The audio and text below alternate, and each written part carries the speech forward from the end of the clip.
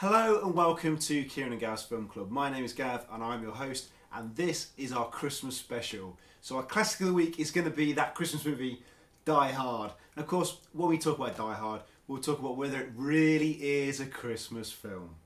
Our Joy of Six is going to be all about 6 Christmas classics, and our hot topic of the week is going to be a present that one of the big studios bought for themselves.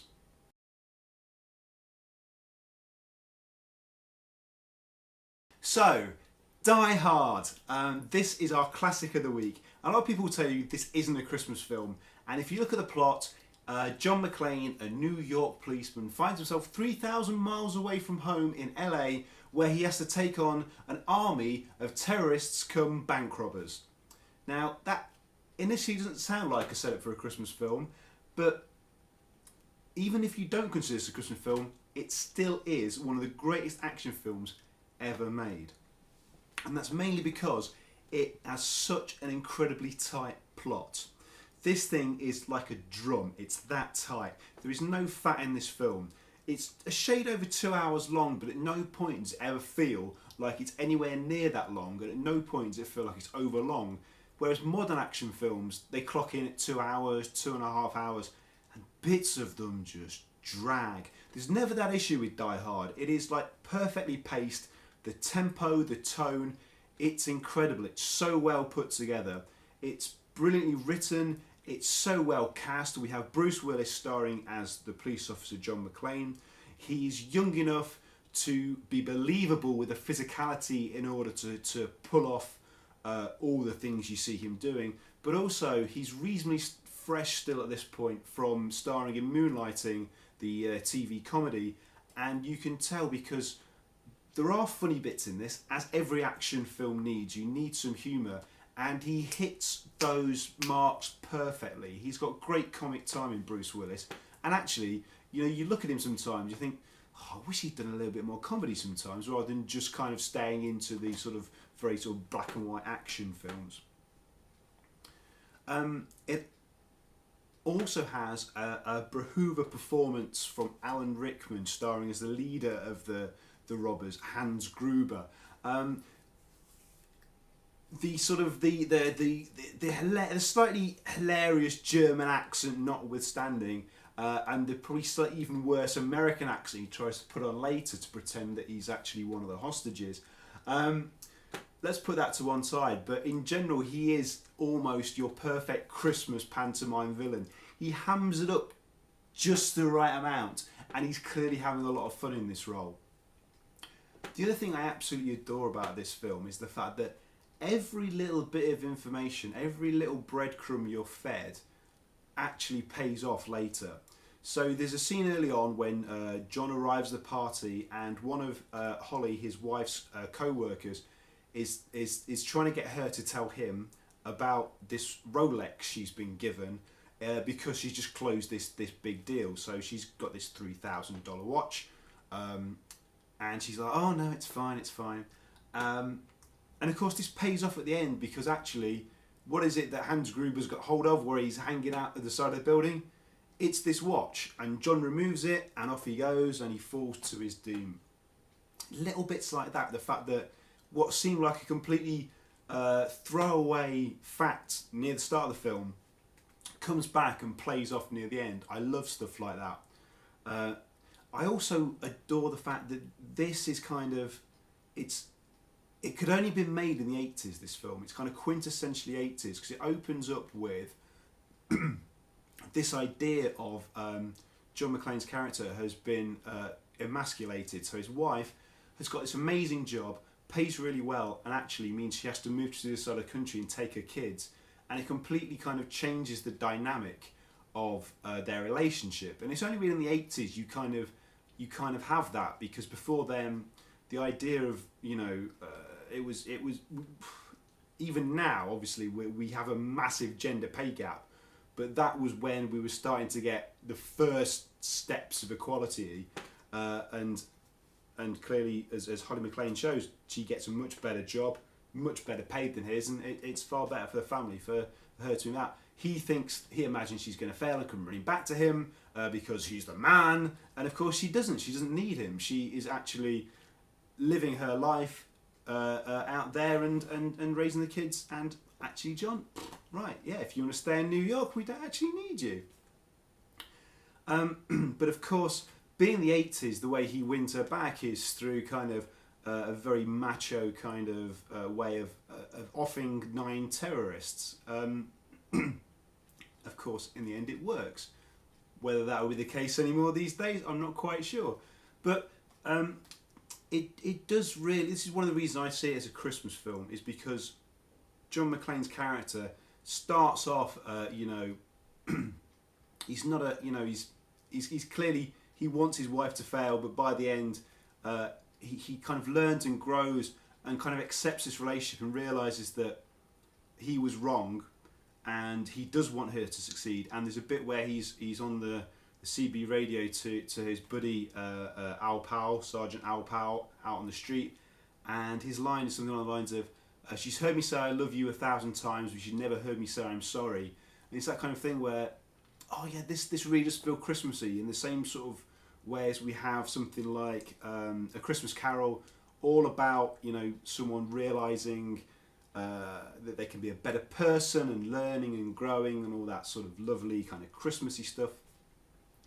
And the other reason I think it's a Christmas film is because this essentially at its heart is about a man travelling to be with family, having to hang out with a group of people he doesn't like, and having to kind of put up with that. And I think over the next few days of Christmas, we'll all be in those sort of situations where, due to sort of blood or circumstance or whoever we're with, we'll probably end up hanging out with people who we don't normally want to spend time with. But actually, because it's Christmas, we try and make the most of it, and that's what John does by saving everyone's life. Obviously, hopefully, no one else's Christmas will be interrupted by 12 European bank robbers trying to take over your house. Well, fingers crossed. And of course, if you want more about Die Hard, don't forget to check out our video where I got my friend Louise to watch the film for the very first time to see what she thinks about it.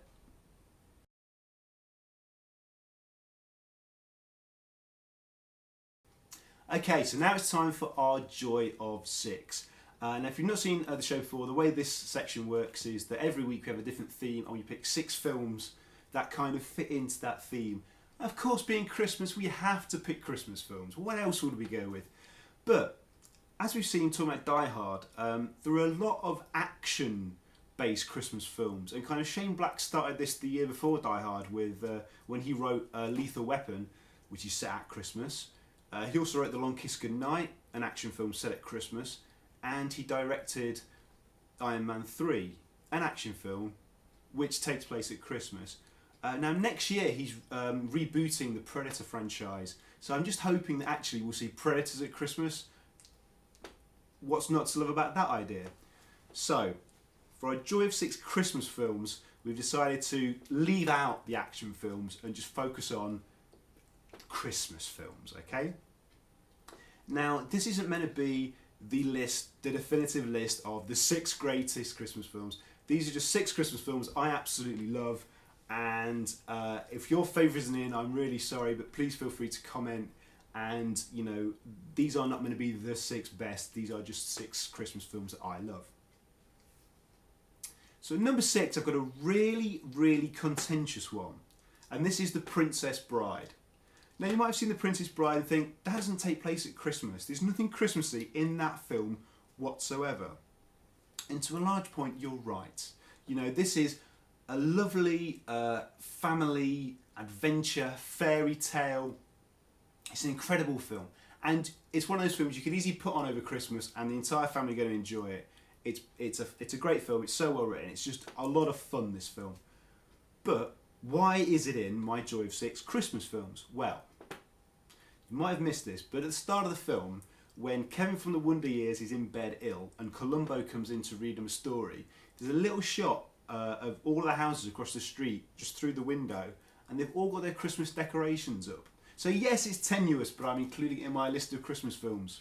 Christmas, I keep using that word. I don't think I know what it means. And number 5, another slightly, is it really a Christmas film just because it takes place at Christmas? I've gone with Trading Places. So this is the story of Eddie Murphy's homeless man and Dan Aykroyd's stockbroker, whose lives are switched by two sort of conniving businessmen who want to do like an experiment in nature versus nurture. And this is really Aykroyd and Murphy at their absolute peak. So sort of it's the mid-80s, and it is just a brilliant film. It's absolutely hilarious. It is so well done. So it kind of takes place from just before Christmas to kind of New Year's Eve. And again, in terms of the plot, could it have taken place at any time of the year? Maybe, but I've included it as a Christmas film because there's one really dark moment where Dan Aykroyd he's completely at the end of his tether. You know, he's at his lowest point. He's dressed as Santa. He has, you know, he's just stolen this salmon. There's this horrible moment where he's eating this salmon through this really bad grey nylon beard, and while still dressed as Santa, he tries to commit suicide. So not exactly Christmas cheer, but it is Christmassy. Number 4, the one and only Home Alone. Now we're not going to mention the second one, which of course stars the current President of the United States. We're going to focus on the first one. Kevin McAllister, a young child, is left at home while his family go on holiday to France. While they are gone, two criminals try and break into the house, and of course he defeats them with a series of what would real life would be quite lethal homemade traps. This is just great fun. I think in terms of growing up and watching this, I think every kid, you know, wanted to be, you know, would love to have been left home alone and would love to have kind of made some of those traps. And I think it's just that sort of wish fulfillment, that fantasy of like actually, you know, being a kid, but actually being on your own, getting some responsibility. Again, you could easily argue that this could have taken place any time of year. You know, these guys could have been travelling for their holiday at Thanksgiving. It doesn't need to be Christmas. So is it really a Christmas film? Yes, of course it's a Christmas film. It's Home Alone. And the other thing I love about this is Joe Pesci. So when I saw this, I had no idea who Joe Pesci was. This was the first film I'd ever seen him in. And I just assumed he was some kind of, you know, guy who was into that whole sort of, you know, slapstick and, you know, that sort of, that was his thing, you know, slightly bumbling criminal role. And then you find out this is a guy who's won an Oscar, and you watch him in Goodfellas, and you're like, "Oh my God, you're an amazing actor! Look at this performance in Goodfellas." And you start thinking, "Why were you in Home Alone?" But I kind of like that. I like that sort of thing when, you know, you introduce Joe Pesci as a youngster, and then you find out a few years later that actually he's this just incredible,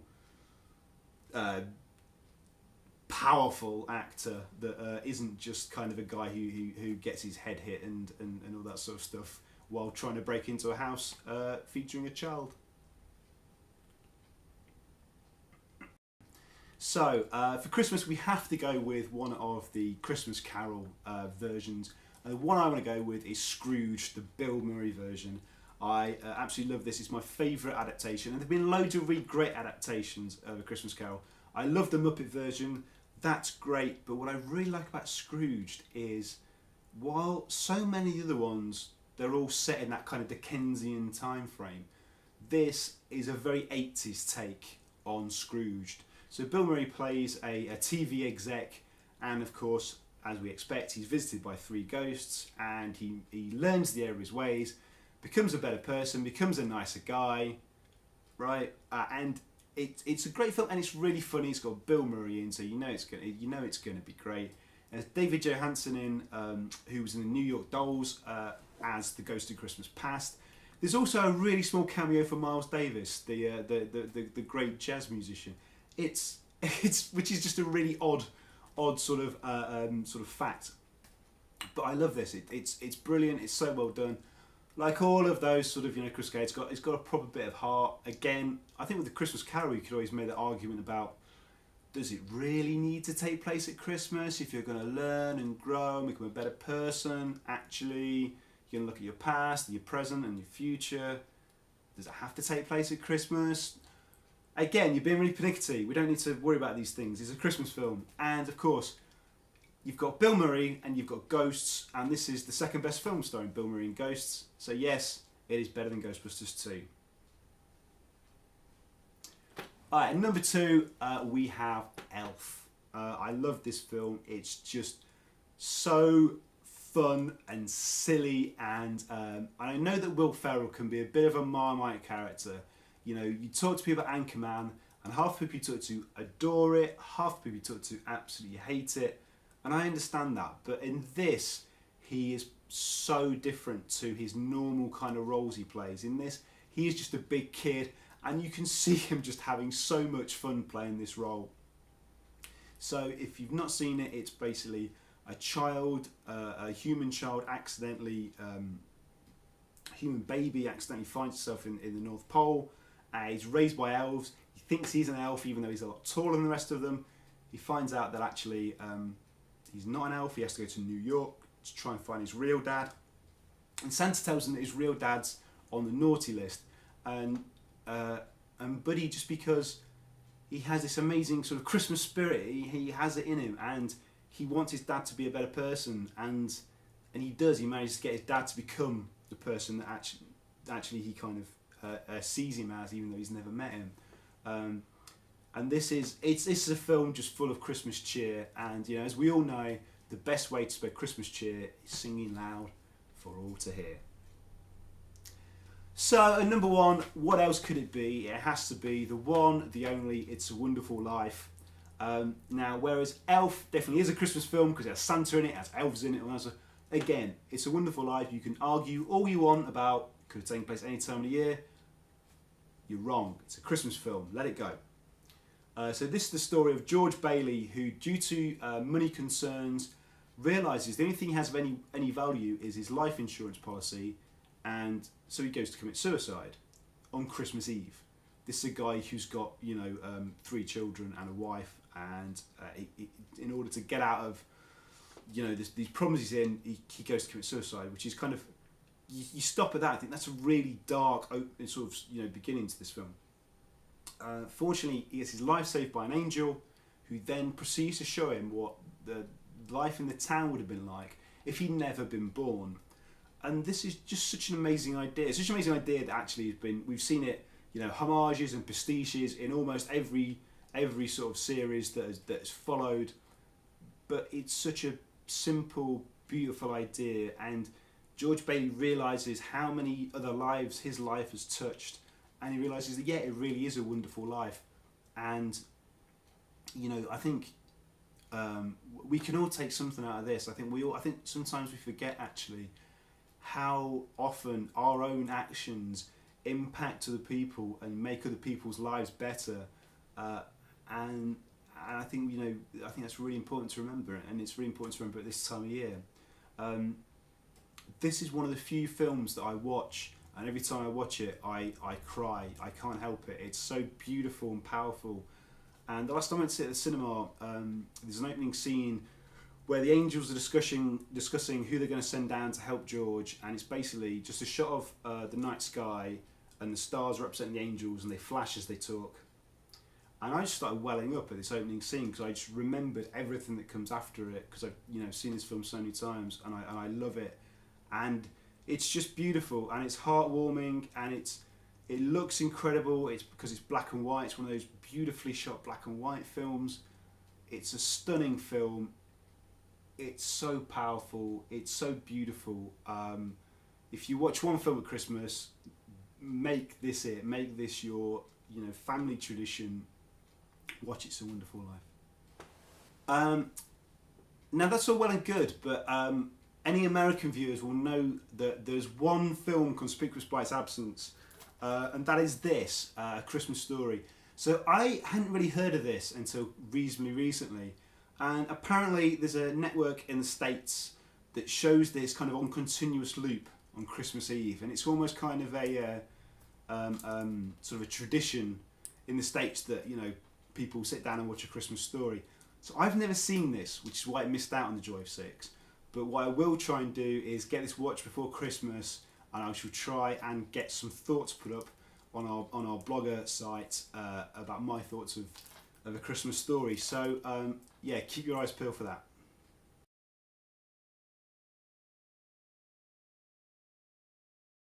So our hot topic of the week is all about one Christmas present that a studio decided to give itself a little bit early this year as Disney bought out Fox. Now you might have seen online, lots of people are very excited about this, mainly because they seem to be focusing on the fact that once Disney buy Fox, Marvel will get the rights back to the Fantastic Four, the X-Men, Deadpool, and there's a lot of people talking about whether or not that will mean that these characters will then be starring in the MCU series of films.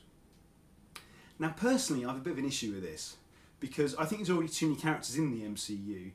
So next year we have Avengers Infinity War coming out, which apparently is going to be starring everybody, so all of the Avengers, everyone else we've met in the MCU, the Guardians of the Galaxy, blah blah blah. And I'm a bit like, how are you going to cram all of those characters into a film and make it make sense and make it good? If you had more characters, that just muddies the water even more. Now, I understand why people are excited that we might finally get a good Fantastic Four film. Yeah, I'm all for that. And the fact that actually some of the Fantastic Four villains are far better than some of the ones that have been in the MCU. So that might be a good thing. But in general, I think that just plugging more characters into the MCU isn't necessarily just going to make it better for anyone. The other problem I have is that Fox were really the only other studio that were making kind of good comic book films and hence kind of keeping Disney honest. So over the last sort of 18 months or so we've had Logan, which was just incredible. It was just an absolutely amazing film. We've had Deadpool, which was just so funny and irreverent. It was incredible. Now I know that both of those films are completely tonally different to what we have so far in the Marvel universe, in that they're very much more grown up kind of adaptations of the superhero sort of film. But also Fox made the sort of recent X-Men trilogy, and I know that Apocalypse wasn't great, but Days of Future Past was good, and First Class was first class really. So without sort of Fox to kind of keep Disney honest, you know, what is them to keep actually striving to make better films if there's no real competition? So that for me is a little bit worrying. Stepping aside from the sort of comic book side of things, which is the bit that's got everyone really excited, Disney at the moment have 12 films slated for 2018. Now I don't know how many Fox have got, but let's be a bit conservative and guess at say 10. Are Disney going to release 22 movies next year? I just can't see it happening.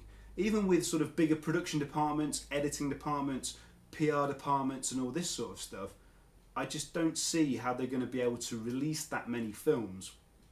You know, you're just talking about pure cannibalization in terms of your attempted kind of publicity campaigns, and then from actually audiences going to see this over this, and Disney will just not want to risk that cannibalization from itself. Disney want to you know, use this acquisition, you know, to make savings on in terms of economy of scale, in terms of getting interesting new people into the company to make films. They're not just going to be making the same number of films as the two studios would have made before.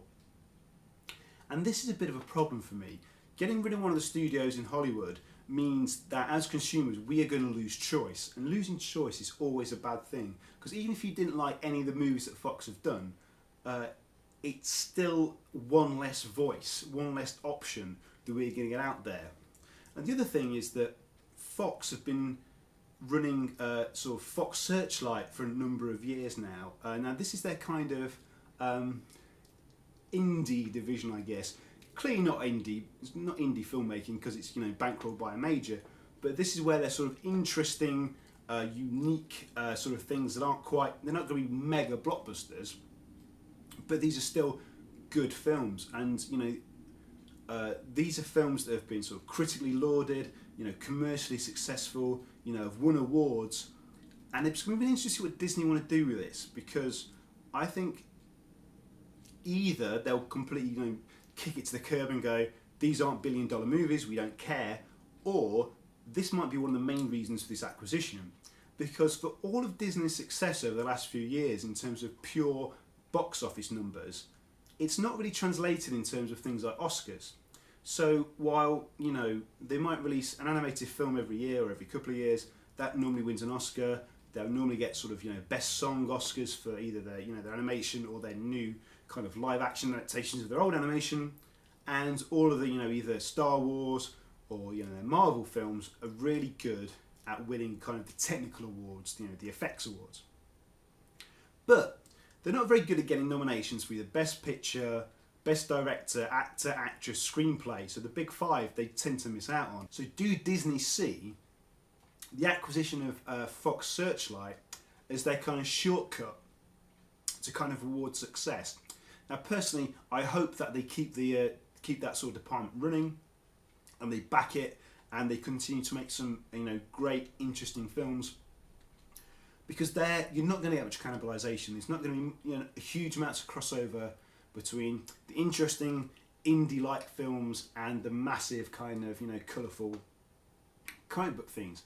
These in general are kind of two different audiences. So I really do hope that they keep that going. The other thing for me is that the one true highlight, benefit, whatever you want to call it, that I hope to see from this acquisition is that when I grew up, Star Wars always opened with the 20th Century Fox fanfare. There was the 20th Century Fox title card, the fanfare, and for a long time I had this kind of Pavlovian response to hearing that. And I always thought that, oh, I've heard that fanfare, maybe it's Star Wars, rushing through to the room and then being slightly disappointed if it wasn't Star Wars. But as a guy my sort of age, it would just be magical to hear that fanfare at the start of a Star Wars film again.